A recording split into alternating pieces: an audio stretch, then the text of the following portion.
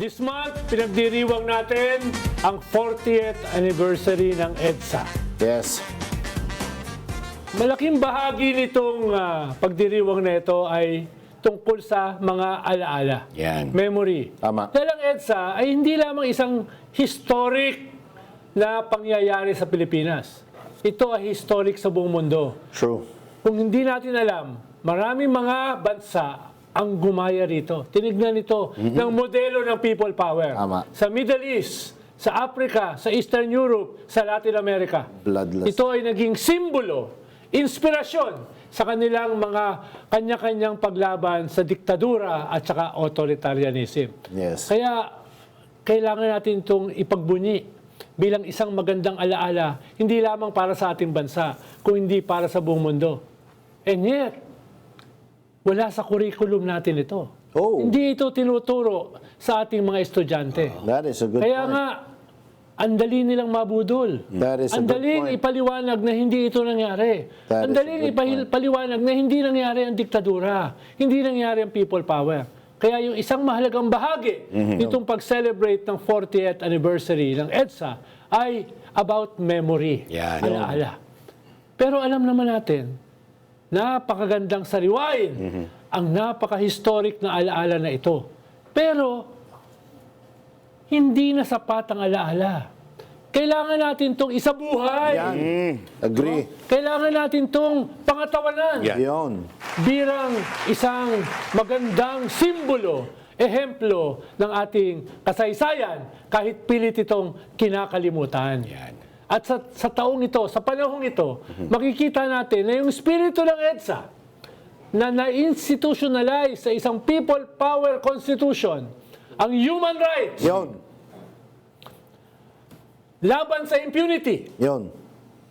ang anti-dynasty, Yan. na anti-corruption, Yun. na nakalagay sa ating konstitusyon, Yun. ang anti-inequality. Yun. Kaya meron tayong representation ng marginalized sa ating party list system na for the first time na Allegedly. ilagay sa ating sistema. Allegedly. Diba? Oh. Alleged. Yan yung mga mahalagang elemento ng EDSA. Pero ngayon ay binaboy na. Yan yan. Nakita natin ngayon ang heights ng impunity. Yan yan. Nung nakaraang gobyerno, mahigit 35,000 ang mga kababayan natin na ang pinatay extrajudicially. Na ngayon, ang tawag nila ay hyperbole. Ginawa na lang Oo. ganun, ano? Massive corruption. Unprecedented. Hindi lang hundreds of millions, hundreds of billions, even trillions. naman kayo. Ngayon, nasaan na? Sana. Nasaan na yung big fish? Yun. Bakit puro dilis? Yan. Na mga nabubulok na ang ating pinapakulong. Nasaan ang big fish? Bakit ngayon, sa haba ng mga investigasyon ng Blue Ribbon, Oh. ng ICI, ng NBI, ng Justice Committee, ng Ombudsman, Yan. ba't parang tahimik na? Safe ka na. Ano lang nangyari? No? At meron ka pang mga senador Yan. na nag-aabogado Nako. dito sa mga plunderers na ito. Yun, oh. Yun, yun. Gigil kami sa iyo. Yun. Nakalimutan na ba itong unprecedented massive corruption na ito?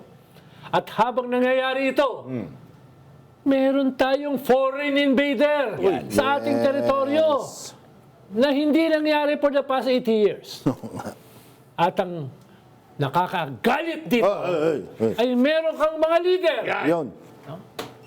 sa Kongreso, sa Senado, Yan. sa executive, Yan. Uy. na parang mga mistulang ahente nitong mga dayuhang invaders na ito. Kaya napakahalaga po ng ating panahon. Dito sa ika-4 na pong anibersaryo ng EDSA, dapat na nating kalusin Yan. Kalusin. yang mga magnanakaw na yan. Yang mga serial killer na yan. Yan. Yang mga dayuhang mananakop na yan.